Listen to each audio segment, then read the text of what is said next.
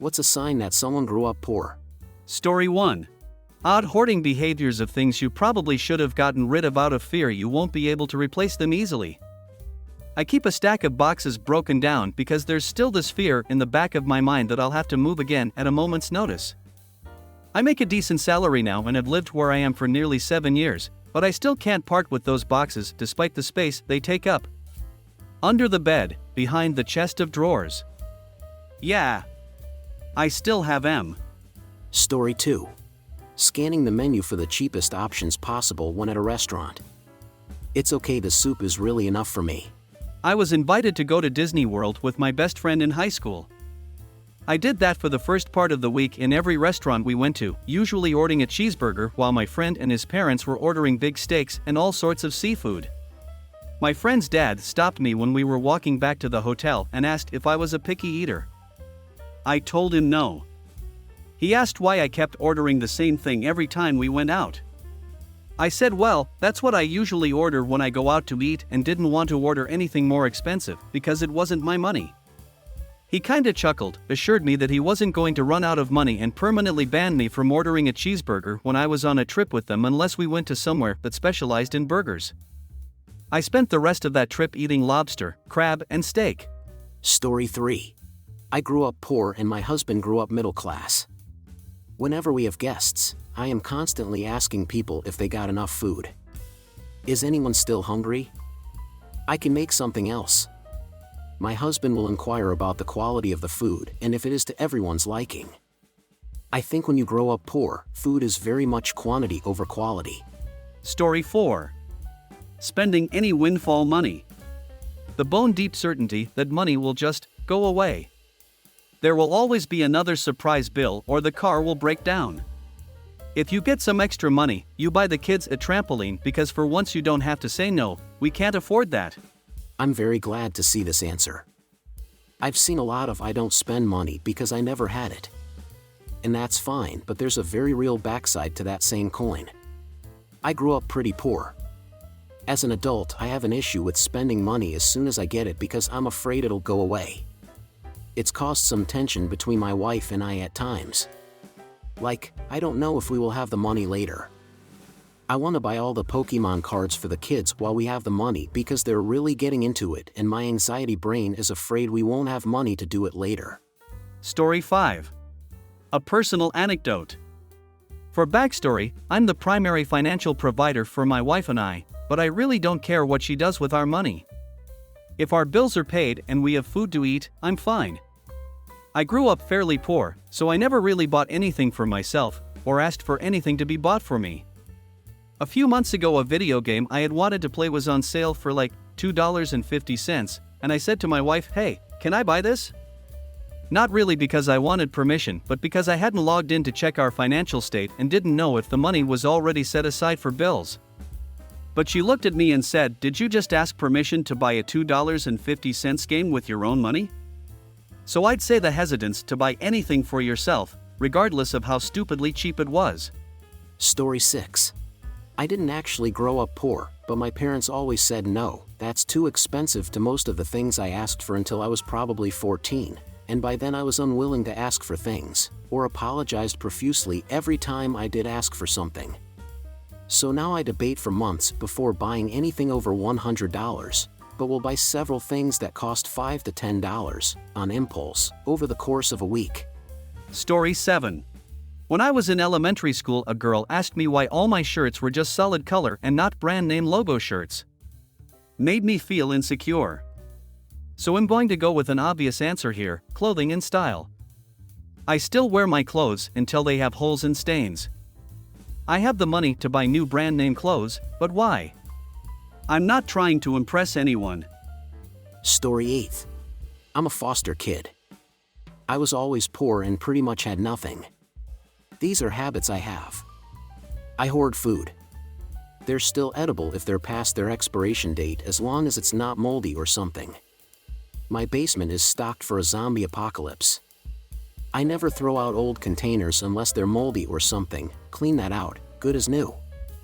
I also always have leftovers. I never waste food and eat everything on my plate. I feel guilty when I buy something I don't necessarily need.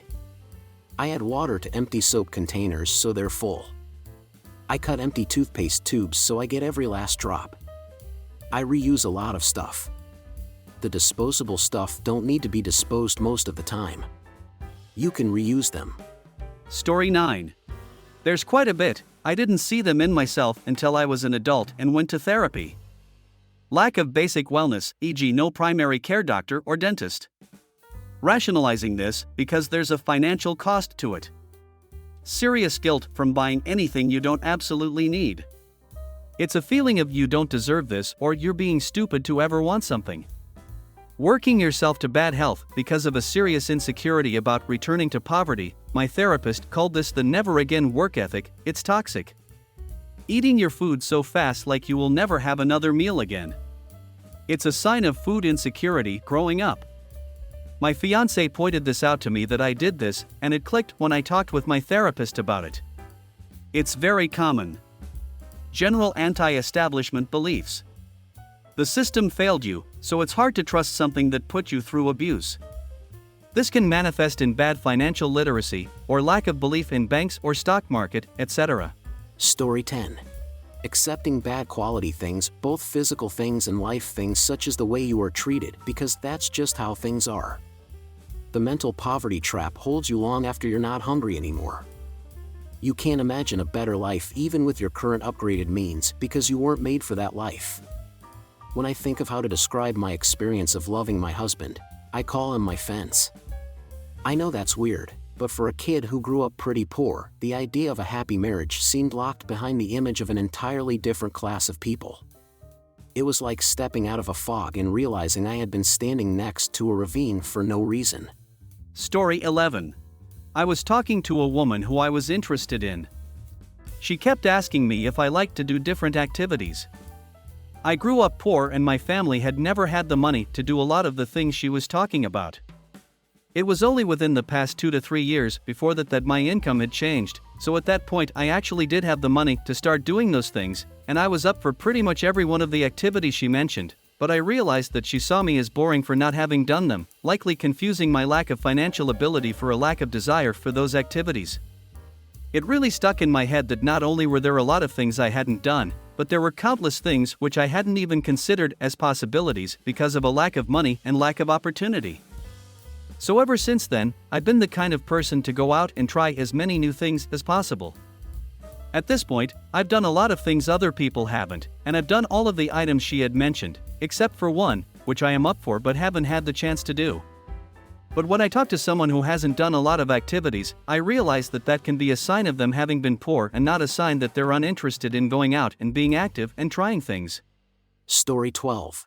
My poor person's motto is when you grow up with nothing, anything is fantastic.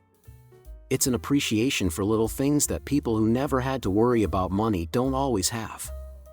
If you get excited about $40 rubber boots, you may have grown up poor. If you are overly grateful when someone offers you something small, like a cookie or piece of candy, you may have grown up poor. The moment that stands out in my poor kid mind was my friends throwing in $5 to $10 each to cover the cost of a $40 band trip when I was in grade 11. It was very nice of them to do that, but a few of them couldn't understand why my parents didn't have $40 to give me. Story 13. I grew up poor, single mom, lots of us brothers and sisters. Cereal for dinner type poor. Even though I now earn really good money, I still do things as if I have no money at all. Leftovers go straight into the fridge until they're all gone. I only buy exactly what I need from the grocery store for the week.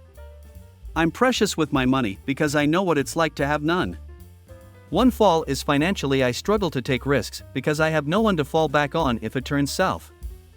I have a lot of close friends who came from well-off families and they're all quite happy to throw their money around. I have been called tight, but people just don't understand that I'm almost terrified of being poor again. Story 14. My mom and dad both grew up poor, but my mom was desperate poor. Like starving poor. My dad, till the day my mom passed, made sure my mom had her own bank account that always had $10K in it. Mom never touched it in 40 years, and a fully stocked pantry. And took her out to any restaurant anytime, anywhere. Her horror of poverty and hunger was that deep. Dad is in his 90s now, still working his farm, low guy you'll ever see but the biggest heart ever.